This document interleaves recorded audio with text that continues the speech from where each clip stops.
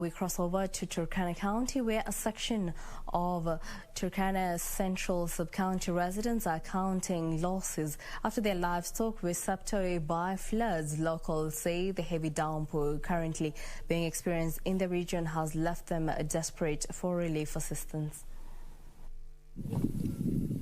When it comes to vagaries of weather, the Turkana region perennially experiences its fair share of both extremes. After months of biting drought, Mother Nature is once again back at it, this time with raging waters and more loss. What came as a blessing is quickly turning into a source of pain and disenfranchisement. Mbuzi yangu yote imemalizika. Mimi hapa nimekaa bure, niko na njaa. Nataka chakula. Serikali anisaidie chakula.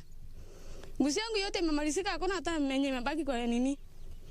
Kwa nyumba. Nimekaa hivyo bure.